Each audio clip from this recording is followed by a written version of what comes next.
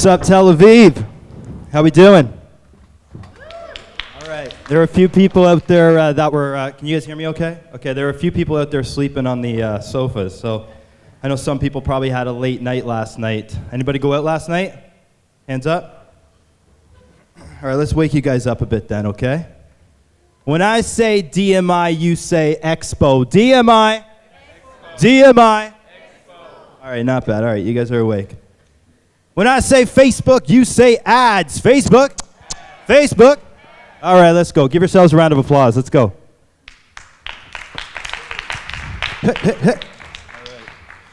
Okay, cool. So let me get this going. Is this working? There we go. My name's Jason Hunt. Happy to be in Tel Aviv. First time here. Love it. Coming from Canada, I had some people that were a little weary of me coming here. Even myself, when I got here, I was like, should I be going to Tel Aviv? And then I got here, and everything was like amazing, super cool. And I've traveled quite a bit, and I must say Tel Aviv is one of my favorite places to go. Absolutely. Give yourselves a round of applause. Okay, so first and foremost, anytime, when businesses look at Facebook as a platform for advertising, they need to kind of consider it using this example. This girl up here, drinking a milkshake.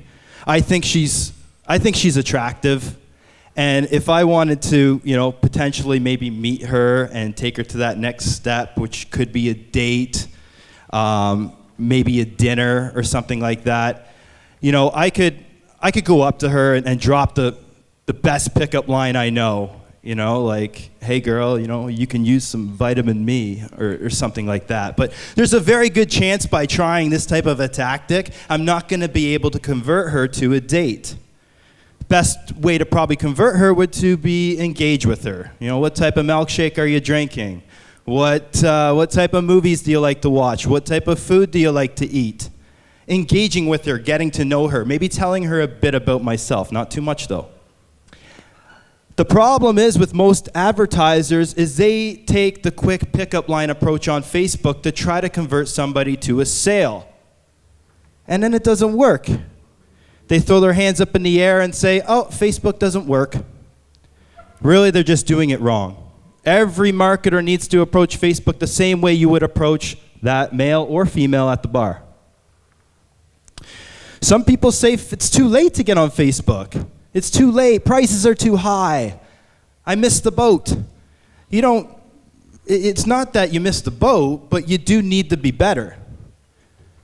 You got 1.59 billion active users at the end of Q2 2019. That's a lot of attention.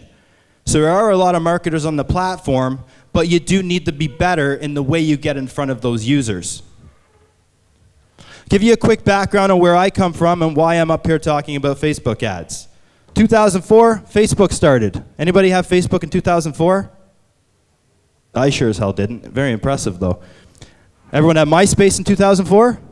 Yeah, all right. So Facebook started 2004. I was a late bloomer. I got onto the platform in 2007. At the time, I had a rock band in Japan. And yeah, thank you. Got a one woo out there. That was awesome. Cracker Japs was the name of the band. Don't YouTube it, please don't. But in 2007, my mediocre rock band at best was able to manufacture a tour of Japan by leveraging platforms like MySpace at the time and Facebook as it emerged. It was at that moment in time when I realized that I liked marketing my music more than performing and making the music. So that was my personal calling and kind of my epiphany to marketing. In 2016, beginning of 2016, I started a social media agency, banging on doors, trying to get business, basically sweat equity in the business, just trying to get anybody in the door. I was able to grow that business to 100 clients in the first year, was able to hire a content team around me, and from there, basically merged my company with a leading SEO company. And that had to happen. It's very important that I did that because, as many of you might know, social media advertising and advertisers have become saturated. Everybody's an expert now, thanks to Ty Lopez's course for 1997.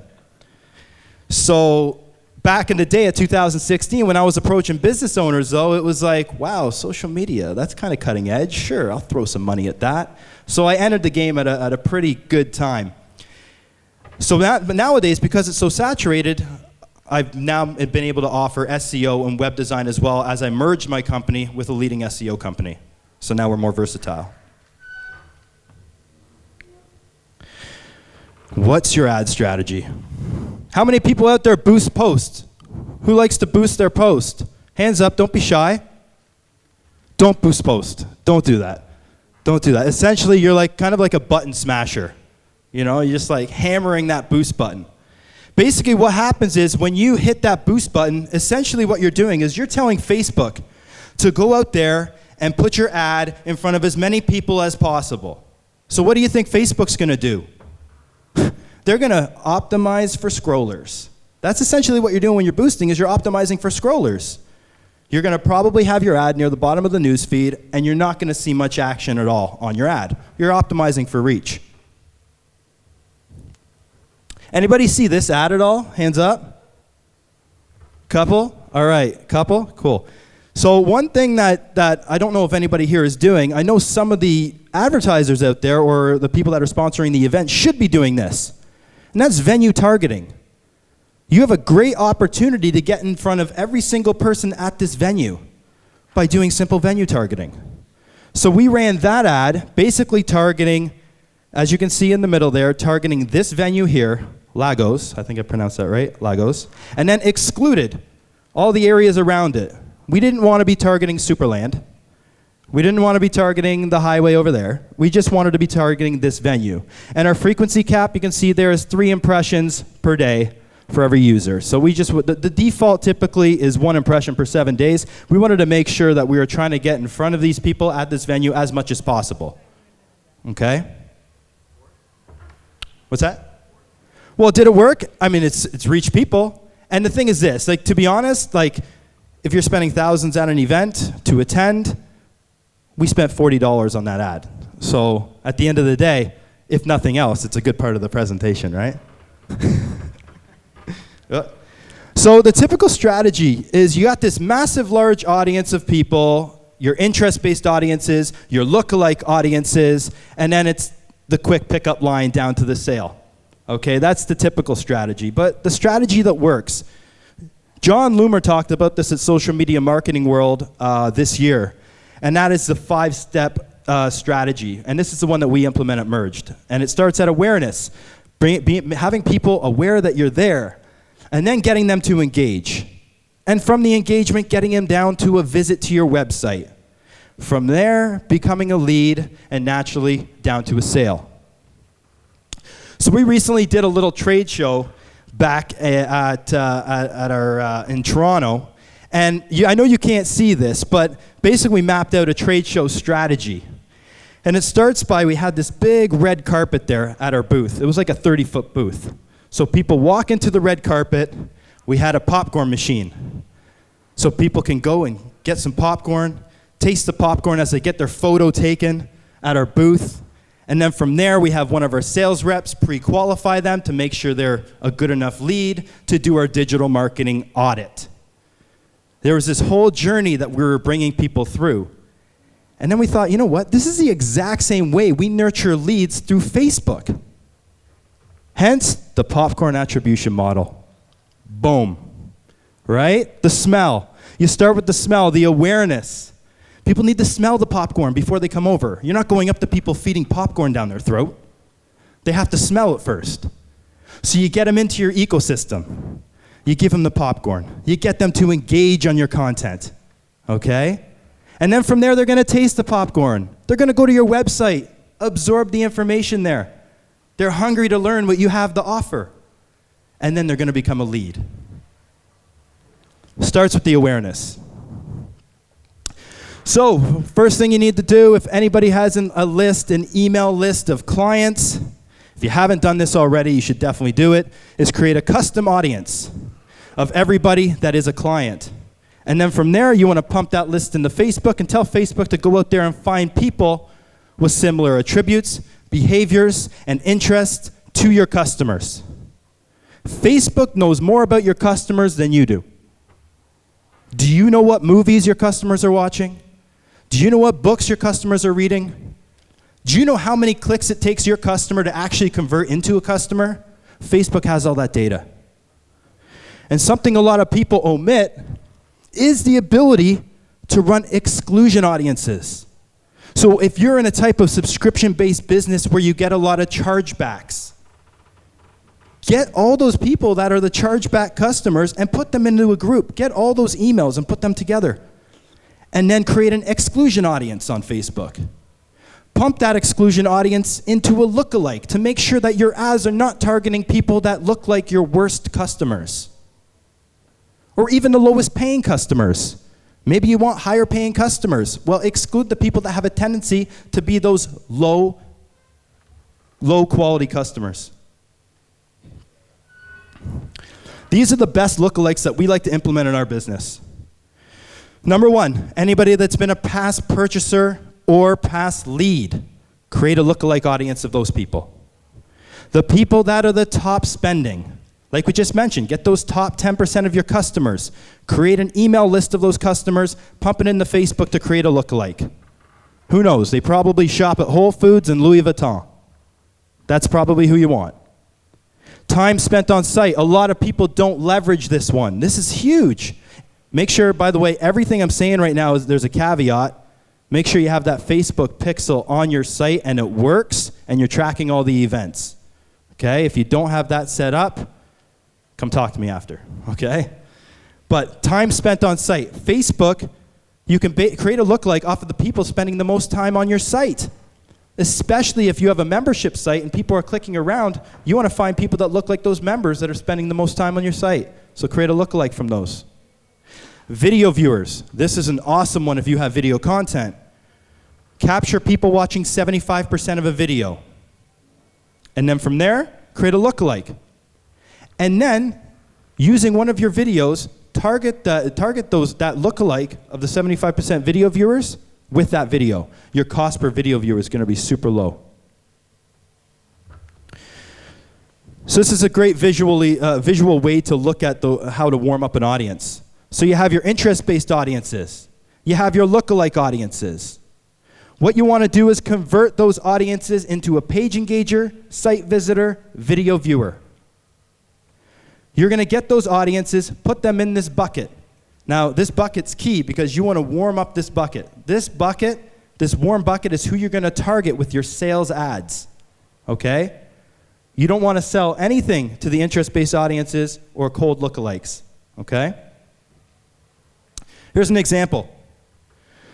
This is a destination resort down in Honduras. Honduras, not a very safe place to travel. So there are probably a lot of objections we need to address in their ads. But this is a cold ad to a cold audience. So what we need to do is show people that Honduras is a beautiful place to go. It's not dangerous. So by having this video content, which is a beautiful drone video, and optimizing for video views, we're able to get 2 cents per 10-second video view. We're not expecting to generate any sales from this ad. We strictly want to grow this bucket.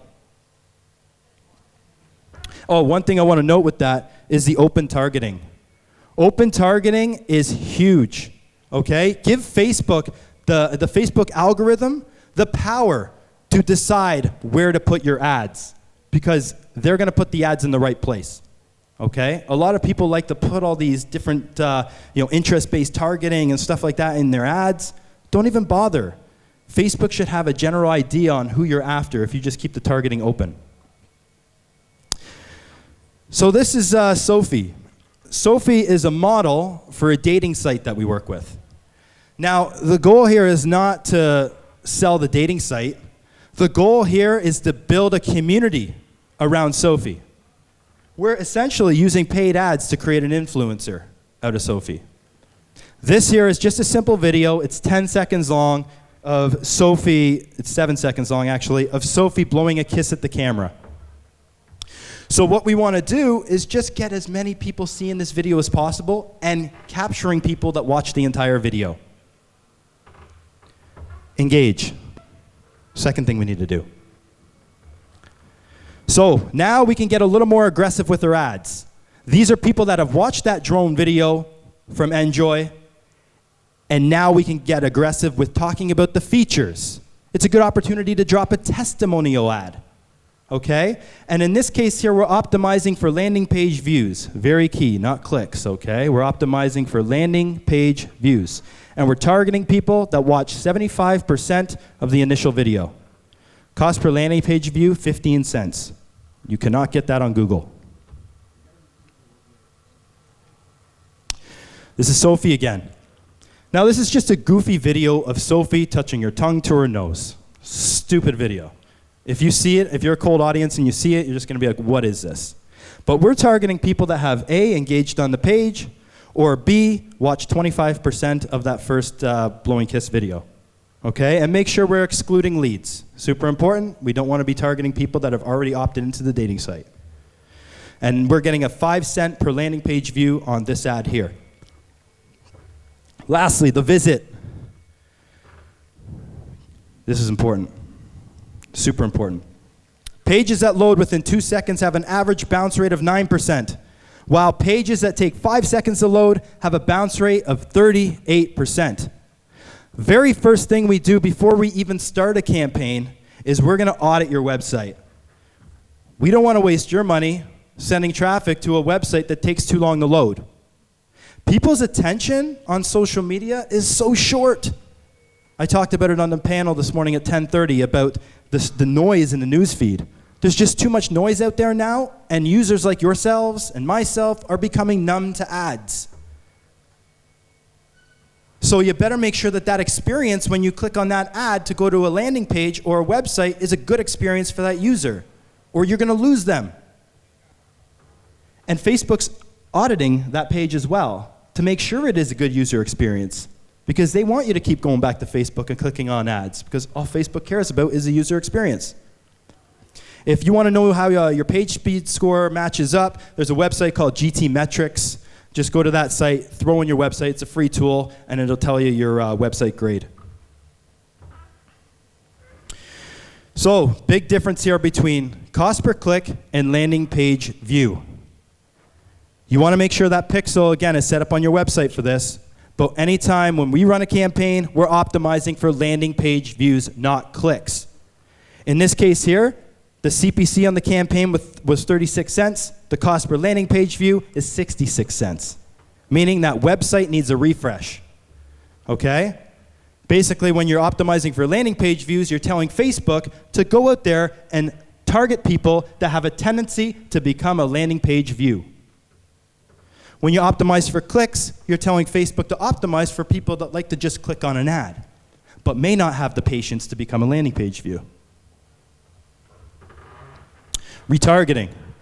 Retargeting is the most important thing in our business, is leveraging, whether it's capturing people landing on our site, making sure they get pixeled, and the next time they hop into Facebook or Instagram, they're gonna see a very specific ad. Now, when I say specific ad, I don't mean the same ad over and over, because as you all know, that's a terrible experience. You know marketers out there that got the same ad running over and over again. It's important that that user is seeing the right message at the right time. The right message at the right time. So if somebody clicks on a piece of blog content, have the solution to their problem on the end of that click when they get retargeted. You're all doctors in here prescribing solutions to problems. So on that retargeting ad, make sure you're prescribing that solution. It's a warm audience. Now lead. Something that Facebook recently did a little while ago is they used to have an entire paragraph before the actual ad. But as many of you know, it's now been shrunken down to 3 lines. So that's important because you need to make sure that you're capturing the attention of your audience in those first 3 lines. It's not a lot of real estate. Use the aspirin effect. What is the immediate resolution to your customer's problem? Try to capture that aspirin effect and put it in the first 3 lines of that retargeting ad. People are emotional. You have to hit on their emotion with that retargeting ad to get them to do what you want them to do, which is become a lead. Enjoy. So now we're talking more and more about the features. Now it's no longer about so much about the customer, it's about the business now. We're retargeting people to hit the website. Here's why a Honduras vacation makes perfect sense.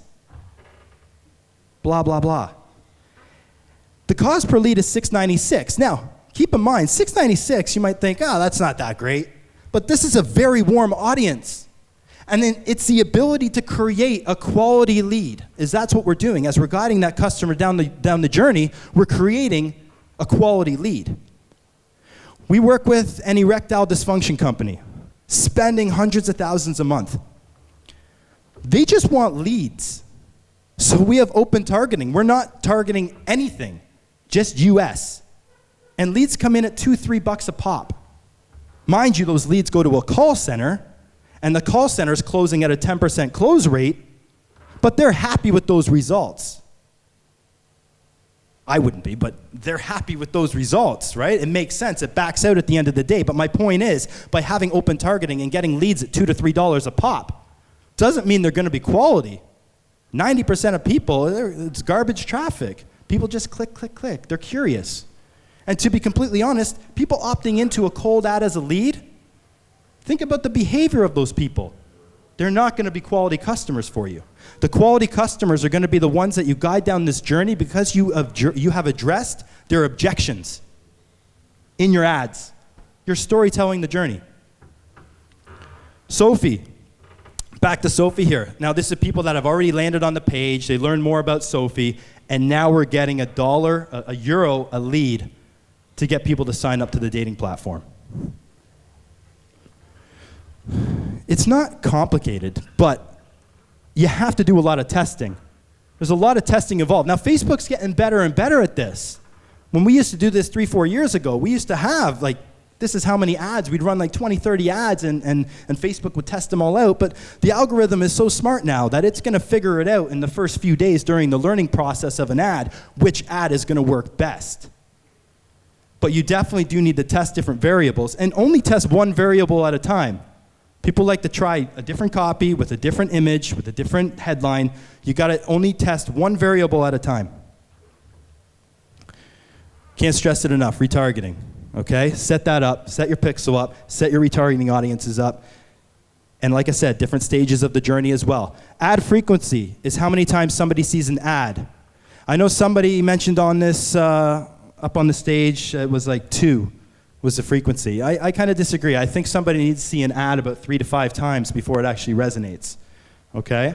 So once that ad frequency gets up and above 5, maybe start refreshing your ads, creating new creative, okay? And getting it out there to that same audience. The money is in the retargeting. Here's proof, okay? Now, I don't know if you guys can see that. I think you can. But take a look at that first one there.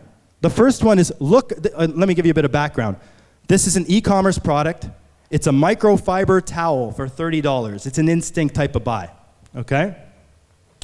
The very top one there says lookalike purchasers on desktop, okay? So we're targeting a cold audience that look like people that have purchased the product on desktop with a very aggressive ad.